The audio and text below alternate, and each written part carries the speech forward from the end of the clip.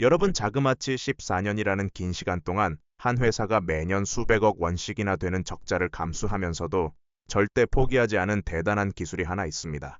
직원들조차 이거 진짜 되는 거 맞냐며 수금거렸고 업계 주변에서는 그냥 일본에서 사라 쓰지 왜 굳이 사서 고생이냐는 비웃음이 끊이지 않았죠. 그런데 그 긴 14년의 끝에서 일본이 무려 50년 넘게 독점해오던 꿈의 소재 시장의 철롱성이 드디어 무너졌습니다. 일본 전문가들이 한국이 이걸 따라오려면 100년은 좋게 걸릴 거라며 코움치던 바로 그 대단한 기술이었거든요. 여러분 혹시 1997년 IMF 외환위 당시의 기억들 다들 가지고 계시죠? 그때 우리나라가 어떻게 그 위기를 딛고 일어섰는지 50대 이상이신 분들이라면 누구보다 생생하게 잘 아실 겁니다. 금모기 운동도 하고 직장도 잃어가며 정말 눈물 나는 힘든 시절을 보냈죠.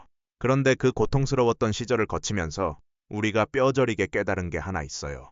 그건 바로 남의 나라에만 의존하면 한순간에 무너질 수 있다는 뼈 아픈 교훈이었습니다. 오늘 제가 들려드릴 이야기는 바로 그 교훈을 마음 깊이 새기고 누구도 못 만든다던 첨단 소재를 끝끝내 우리 손으로 읽어낸 어느 한국 기업의 눈물 나는 이야기입니다. 이 소재의 이름은 바로 탄소 섬유입니다. 들어보신 분도 계시겠지만 처음 접하시는 분들도 정말 많으실 텐데요. 쉽게 설명드리면 머리카락보다 훨씬 검은색 실 같은 소재인데 이걸 여러 가닥으로 정성껏 엮으면 그 어떤 것보다 어마어마한 강도를 갖게 됩니다.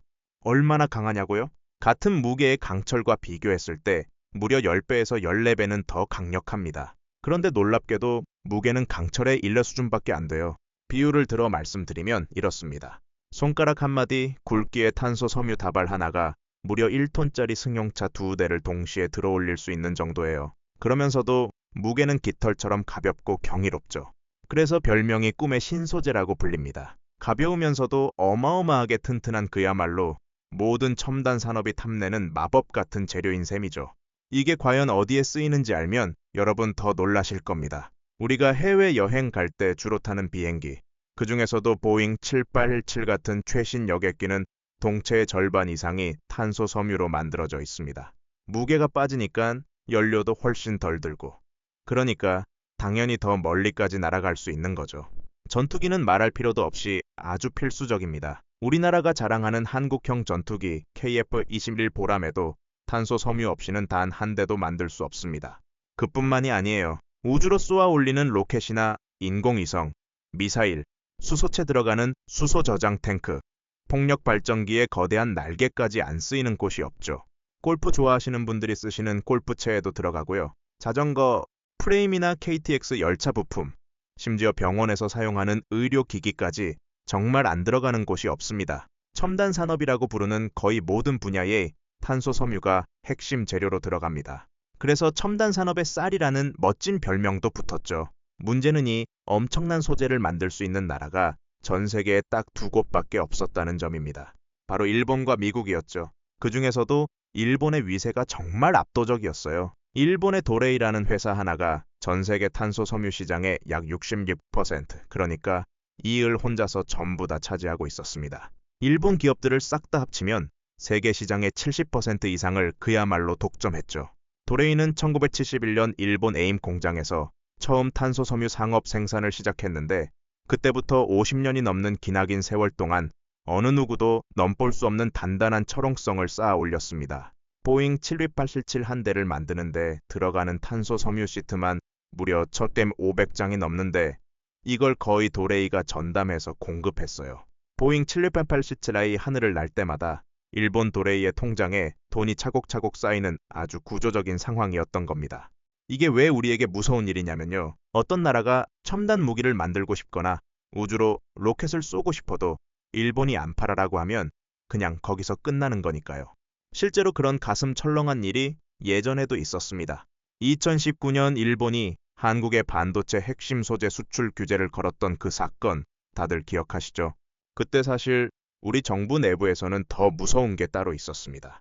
반도체는 그래도 다른 대체할 길이라도 찾으면 되지만 탄소 섬유는 정말 세상 어디서도 구할 수 없는 희귀한 소재였거든요. 미국 헥셀이라는 회사가 있긴 했지만은 미국은 미국대로 자기네 군수 산업에 물건을 우선 공급해야 했기 때문에 한국한테 충분히 팔아줄 여유가 없었죠.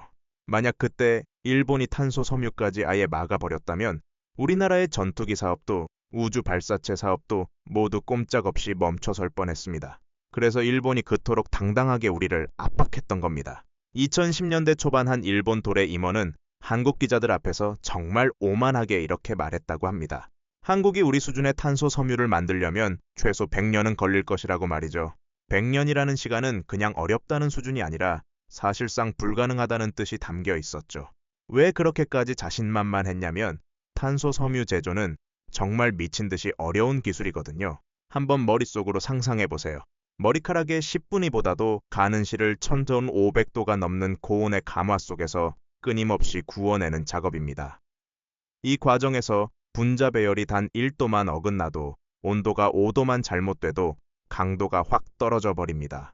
수십 년의 노하우와 천문학적인 투자, 그리고 수많은 시행착오 없이는 절대 만들 수 없는 그야말로 예술의 경지에 가까운 기술이었던 거죠.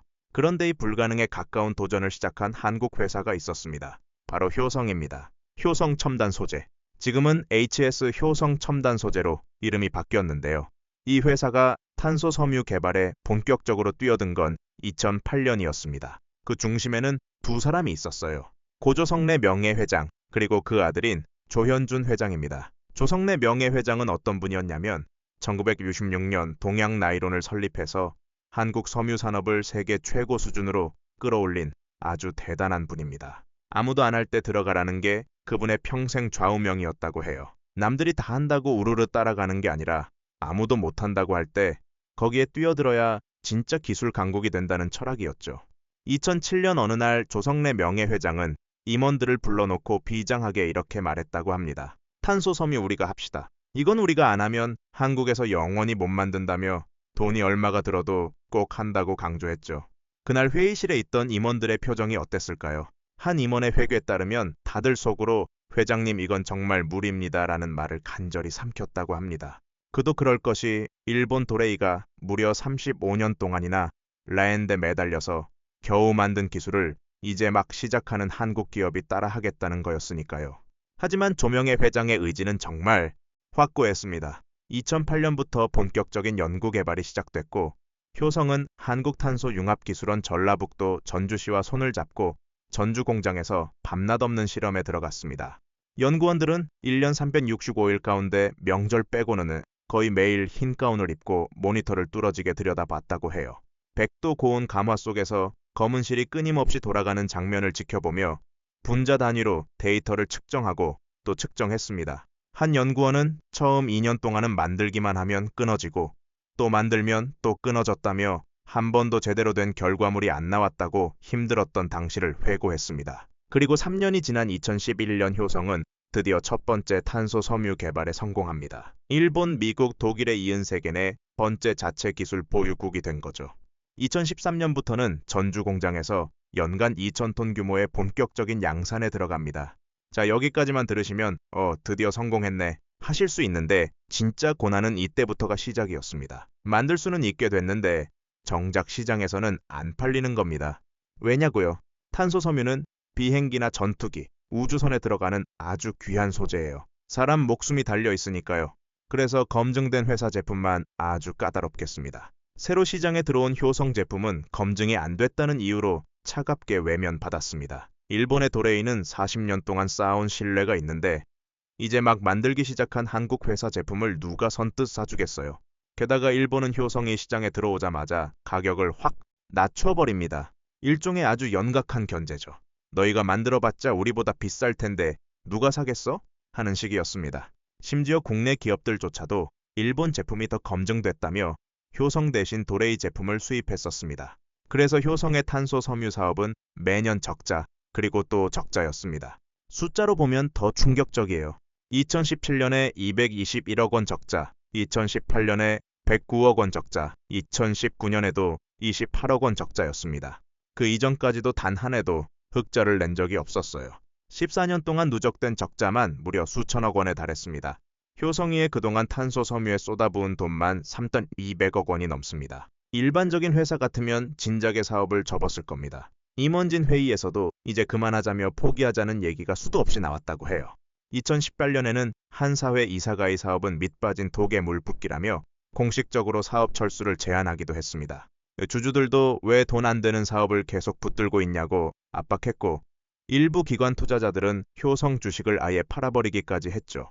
가장 힘들었던 건 역시나 밤낮주로 고생한 직원들이었습니다. 전주 공장 직원들은 회사 사정이 어렵다는 걸 알고 있었기 때문에 자발적으로 임금 동결을 받아들였다고 합니다. 한 베테랑 연구원은 인터뷰에서 이렇게 말했어요. 주변에서 다들 그만두라고 했고, 자식들도 아빠 다른 회사 가지, 왜 거기 있어라고 했죠. 그런데 이상하게 마음이 발길을 못 떠나더라고요. 이건 회사 일이 아니라 정말 나라 일이라는 생각이 들었거든요. 14년 동안 그 뜨거운 공장에서 묵묵히 일한 사람들의 마음이 정말 이랬습니다. 그리고 가업을 이어받은 조현준 회장도 절대 흔들리지 않았습니다. 그는 임원회의에서 이렇게 말했다고 해요. 이건 돈의 문제가 아니라 국가의 미래가 걸린 문제다. 한국이 진짜 선진국이 되려면, 누가 뭐래도 흔들리지 않는 나라가 되려면 이런 핵심 소재 하나쯤은 우리 손으로 만들 수 있어야 한다고 강조했죠. 그래서 적자를 보면서도 매년 수백억 원씩 연구개발에 계속 투자했고, 공장도 멈추지 않고 24시간 돌렸습니다. 그러던 2019년 일본이 한국의 수출 규제를 발표합니다. 그 사건이 모든 상황을 아주 극적으로 바꾸어 놓았습니다. 한국 정부와 기업들이 비로소 깨달은 거예요. 아, 일본에 의존하면 안 되겠구나. 우리가 직접 만들어야겠구나 하고 말이죠. 그동안 효성 제품을 외면하던 국내 기업들도 하나둘 효성으로 발길을 돌리기 시작합니다. 정부도 적극적으로 지원해 나섰고요. 2019년 8월 문재인 대통령이 직접 전주 효성 공장을 방문해서 조현준 회장과 함께 탄소 섬유의 미래를 이야기한 게 바로 이때입니다. 그날 대통령은 공장을 둘러보며 효성이 이걸 만들어내지 않았다면 우리가 일본 앞에서 얼마나 약했을지 생각하면 아찔하다고 말했다고 합니다. 그리고 마침내 2022년 9월 효성 첨단 소재는 세계를 깜짝 놀라게 할 발표를 합니다. H.365라는 이름의 초고강도 탄소 섬유 개발에 성공했다는 발표였습니다. 이게 바로 T1000급이라고 불리는 최고 등급의 탄소 섬유예요. 무슨 뜻이냐면 탄소 섬유에는 등급이 있는데 T300, T700, T800, T 벤처 이런 식으로 올라갈수록 더 강합니다. T700까지는 자전거나 골프채에 쓰는 수준이고요. T800부터는 항공기에 쓸 수 있죠. 그런데 T1000은 차원이 다릅니다. 우주 발사체, 인공위성, 그리고 미사일 같은 최첨단 방산 분야에만 쓰이는 최고 등급의 탄소 섬유예요. 이 T1000급을 만들 수 있는 나라가 그동안 전 세계에 딱 두 곳밖에 없었습니다. 일본과 미국. 그것도 일본은 군사용으로 분류해서 다른 나라의 수출을 거의 안 했어요. 한국이 아무리 돈을 싸들고 가도 살 수가 없었던 거죠. 그런데 효성이 이걸 드디어 만들어버린 겁니다. 세계에서 세 번째로요. 14년의 적자, 14년의 비웃음, 14년의 인내가 마침내 결실을 본 순간이었습니다. 발표가 있던 날 전주 공장의 한 베테랑 연구원은 결과지를 받아들고 화장실에 들어가서 한참을 울었다고 합니다. 처음 입사했을 때 막 결혼한 아이가 이제 중학생이 됐다고요. 그만큼 긴 세월이었던 겁니다. 이 H.2.695의 성능을 잠깐 설명드리면요. 인장 강도가 6.4 가파스칼 이상입니다. 단위가 조금 어려우시죠? 쉽게 말씀드리면 철보다 14배 강하다는 뜻입니다. 성인 남성 100명이 한꺼번에 매달려도 절대 끊어지지 않는 엄청난 수준이에요. 그러면서 무게는 깃털처럼 가볍습니다. 이 정도 성능이면 우주 발사체의 연료 탱크, 인공위성의 본체 구조물, 그리고 최첨단 미사일 부품까지 다 만들 수 있습니다. 일본의 반응은 어땠을까요? 처음에는 철저하게 부정했습니다. 일본 경제지 니케이는 한국이 발표한 사양이 실제 양산 수준에서도 유지될지는 의문이라며 평가절하하는 기사를 냈죠. 일본 도레이 내부에서도 한국이 만든 건 실험실 수준일 뿐 양산은 불가능할 것이라는 분위기였다고 합니다. 그런데 국제 시험 결과가 공개되고 실제로 한국 우주 발사체 누리회 효성의 탄소 섬유가 적용되기 시작하면서 일본은 더 이상 부정할 수 없게 됐습니다. 누리호의 1단과 2단 전방동체, 그리고 위성을 보호하는 페어링까지 핵심 부품에 우리 기술로 만든 탄소 섬유가 들어가게 된 거죠. 도레이의 한 임원은 일본 언론과의 인터뷰에서 결국 이렇게 인정했다고 해요. 한국이 이렇게 빨리 따라올 줄 몰랐다며 우리가 100년이라고 했던 건 오만이었다고 말이죠. 더 놀라운 건 그 다음 행보입니다. 효성은 여기서 절대 멈추지 않았어요. 지금 전주 공장은 3차 증설이 한창 진행 중입니다. 2028년까지 무려 1조 원을 투자해서 연간 생산량을 20지 1000톤까지 늘릴 계획이에요. 이게 어느 정도냐면 전 세계 탄소 섬유 시장의 10%를 차지하겠다는 아주 당찬 목표입니다. 일본 도레이의 절반 수준까지 빠르게 따라잡겠다는 거죠. 베트남 남부에는 533억 원을 들여 새로운 공장을 짓고 가동을 시작했고요. 미국에는 바이오 탄소 섬유 기술 개발을 위해 트릴리움이라는 회사에 189억 원 규모의 추가 투자도 했습니다. 이게 올해 5월에 발표된 아주 따끈따끈한 소식이에요. 그뿐만이 아닙니다. 효성은 친환경 탄소 섬유 분야에서도 세계 최초로 ISCC 플러스라는 아주 권위 있는 국제 인증을 받았습니다. 바이오 원료로 만든 탄소 섬유가 환경 기준을 엄격하게 통과했다는 인증인데요. 일본 도레이도 아직 이 분야에서는 효성을 완전히 따라오지 못하고 있습니다. 즉 단순히 따라잡은 게 아니라 어떤 분야에서는 이미 일본을 앞서가기 시작했다는 뜻이에요. 여러분, 이게 우리 일상에 어떤 엄청난 의미를 가지는지 한번 차근차근 짚어보겠습니다. 첫째는 안 보입니다. 이제 한국은 일본 눈치 전혀 보지 않고 우리 힘으로 전투기를 만들 수 있습니다. KF-21 보람의 차세대 무기, 체계, 미사일 모두 우리 손으로 만든 소재로 만들 수 있게 됐죠. 우리 아들 손주들이 군대 가서 다룰 무기들이 일본의 허락 없이 우리 기술로 만들어진다는 뜻입니다. 둘째는 우주산업입니다. 누리호 발사 성공, 다들 기억하시죠? 그 누리호의 핵심 부품에 효성 탄소 섬유가 당당히 들어갑니다. 이제 더 가벼운, 더 강한 발사체를 우리 기술로 마음껏 만들 수 있게 된 거예요. 셋째는 미래 먹거리입니다. 수소차, 풍력 발전, 도시만공 모빌리티, 이런 미래 산업들이 모두 탄소 섬유를 간절히 필요로 합니다. 한국이 시장에 큰 손이 되면 우리나라에 들어올 경제적 이익이 어마어마해지는 거죠. 업계 전문가들은 이번 효성의 성공이 가져올 경제적 가치가 무려 100조 원이 넘을 거라고 추산합니다. 14년 동안 매년 수백억 원씩 적자를 봤지만 그 뼈 아픈 적자가 결국 100조 원 이상의 엄청난 가치로 돌아온 셈이죠. 단순히 그 회사 한 곳의 성공이 아니라 대한민국의 산업 체급 자체가 한 단계 확 올라간 아주 역사적인 사건입니다. 물론 그렇다고 안심할 수만은 없습니다. 중국이 무섭게 우리를 추격하고 있거든요. 중국의 CMBM이라는 회사는 최근 T100급, 심지어 T1200급 양산을 발표하면서 시장을 아주 거세게 뒤흔들고 있습니다. 일본 또레이도 가만히 있지 않고 T100이라는 더 강한 탄소 섬유를 내놓았어요. 그래서 효성도 결코 안 좋아하지 않고 차세대 제품 개발에 지금 이 순간에도 박차를 가하고 있는 상황입니다. 세계 탄소 섬유 시장은 지금 한 미일 중사파전으로 아주 격렬한 경쟁이 벌어지고 있어요.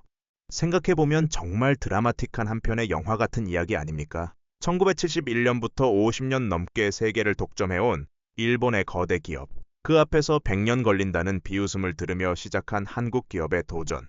14년 동안 한 해도 빠짐없이 적자를 보면서도 묵묵히 버텨낸 인내. 그리고 마침내 세계 세 번째로 그 견고한 벽을 깨버린 통쾌한 결말까지 말이죠. 이건 그냥 단순한 비즈니스 성공 스토리가 절대 아니에요. 한국가가 어떻게 진짜 강한 나라가 되는지를 보여주는 살아있는 교과서 같은 이야기입니다. 여러분, 저는 가끔 이런 생각을 한번 해봅니다. 만약 14년 전에 효성이 그냥 일본에서 사다 쓰자, 굳이 우리가 왜 고생하냐고 포기했다면 지금 우리는 어떤 모습일까요? 아마도 일본이 마음만 먹으면 우리 전투기 생산도 우주 발사체도 멈춰 세울 수 있는 그런 약한 나라로 남아 있었을 겁니다. 한 사람의 과감한 결단, 한 회사의 지독한 고집, 그리고 묵묵히 14년을 버텨준 수백 명의 직원들이 있었기 때문에 오늘 우리는 그런 걱정 없이 미래를 더 희망차게 그릴 수 있게 된 거죠. 생각해보세요. 우리나라가 처음 반도체를 만든다고 했을 때도 사실 다들 그랬습니다. 일본이 한국은 절대 못 만든다고 비웃었죠. 자동차를 만든다고 했을 때도 마찬가지였어요. 한국 차는 5년 안에 무조건 망한다고 했습니다. 조선업도 원자력도 스마트폰도 다 그랬어요. 그런데 우리는 매번 그들의 비웃음을 정말 통쾌하게 뒤집었습니다. 50대, 60대, 70대를 살아오신 분들이라면 그 역사의 한가운데를 우리와 함께 지나오신 분들이죠. 우리 세대가 만들어 오니 기적 같은 역사 위에 이번 탄소 섬유라는 새로운 페이지가 또 하나 아주 자랑스럽게 더해진 겁니다. 조성 명예회장은 안타깝게도 2024년 3월 89세의 나이로 우리 곁을 떠나셨습니다. 효성이 D천급 탄소 섬유 개발에 성공한 지 약 1년 반이 지난 시점이었죠. 그분은 마지막 순간에 아마도 내가 시작하니 일이 결국 멋진 결실을 맺었구나 하는 깊은 뿌듯함이 있으셨을 거라고 저는 생각합니다. 아무도 안 할 때 들어가라는 그분의 소중한 철학이 이제는 후배 기업인들과 우리 모두에게 아주 큰 가르침으로 남아 있습니다. 일본은 지금도 여전히 세계 탄소 섬소 섬유 시장의 1위 자리를 지키고 있습니다. 도레이는 여전히 강한 회사이고 그 기술력도 결코 무시할 수 없죠. 하지만 한 가지는 이제 아주 분명해졌습니다. 더 이상 한국은 못 만든다는 말은 절대 통하지 않는다는 사실입니다. 그리고 한국이 한번 마음을 독하게 먹으면 100년 걸린다던 일을 단 14년 만에 해낼 수 있는 정말 무서운 나라는 것. 이게 어쩌면 일본이 가장 두려워하는 진짜 한국의 모습일지도 모르겠습니다. 여러분도 한번 주변을 천천히 둘러보세요. 우리가 너무나 당연하게 누리고 있는 많은 것들이 알고 보면 누군가가 수십 년간 묵묵히 적자를 견디며 만들어낸 소중한 결과물들입니다. 반도체도 그랬고, 자동차도 그랬고, 조선도 그랬고, 이제는 탄소 섬유까지 말이죠. 대한민국이 여기까지 온 건 결코 우연이 아니라는 걸 이번 이야기를 통해서 다시 한번 가슴차게 느끼게 됩니다. 그리고 그 모든 기적의 한가운데에는 오늘 이 영상을 보고 계신 여러분의 땀과 눈물이 함께 녹아 있다는 것도요. 뒷이야기 끝까지 들어주셔서 정말 너무나 감사합니다. 일본이 그렇게 무시하던 한국이 결국엔 어떻게 해냈는지, 그 14년의 집념이 어떤 결실을 맺었는지 함께 살펴보면서 가슴 한쪽이 뜨거워지셨다면 더할 나위 없이 기쁘겠습니다. 우리나라가 앞으로 또 어떤 분야에서 세계를 놀라게 할지 그 행보가 더욱 기대가 됩니다. 오늘 영상이 유익하셨다면 좋아요와 구독 부탁드리고요. 저는 다음 영상에서 더 흥미로운 이야기로 다시 찾아뵙겠습니다. 끝까지 시청해주셔서 정말 진심으로 감사합니다.